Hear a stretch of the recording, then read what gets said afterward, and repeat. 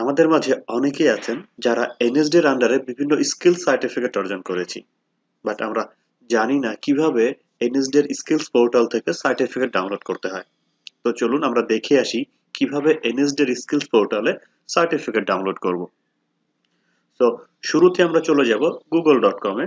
আমরা গুগলে যে সার্চ করব স্কিলস পোর্টাল, স্কিলস পোর্টাল লিখলেই আমাদের এনএসডি এর স্কিলস পোর্টাল সেই পোর্টালটি চলে আসবে।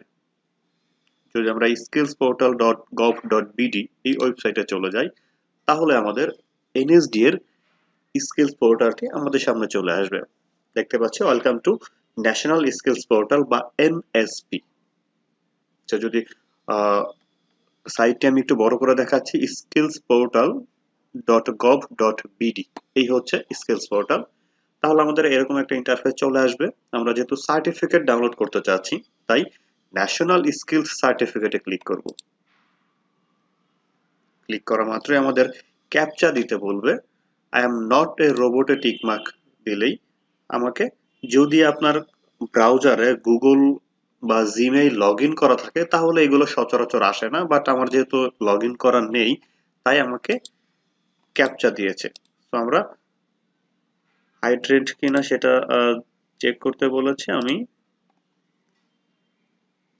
ওকে, ভেরিফাই হলেই আমাদের এরকম ইন্টারফেস চলে আসবে, যেখানে আমাদের রেজিস্ট্রেশন নাম্বার অথবা মোবাইল নাম্বার অথবা ইমেইল অথবা সার্টিফিকেট সিরিয়াল নাম্বার দরকার।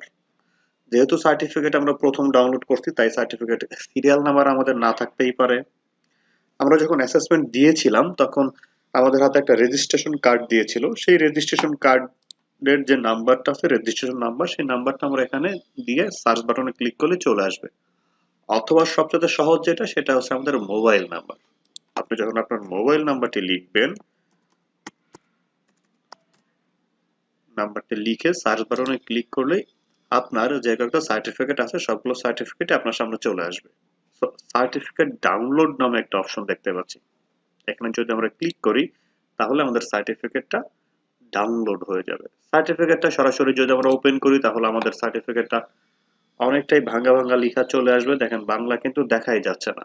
এর কারণ হচ্ছে আপনাকে অবশ্যই ওয়ার্নিং দিয়েছেই যে লেটেস্ট ভার্সনের অ্যাডোব রিডার আপনাকে থাকতে হবে। অ্যাডোব রিডারটা, অ্যাডোব অ্যাডোব রিডারের মাধ্যমে আপনি এই সার্টিফিকেট ওপেন করলে আপনি বাংলা ইংলিশ দুইভাবে সার্টিফিকেটটা পেয়ে যাবেন।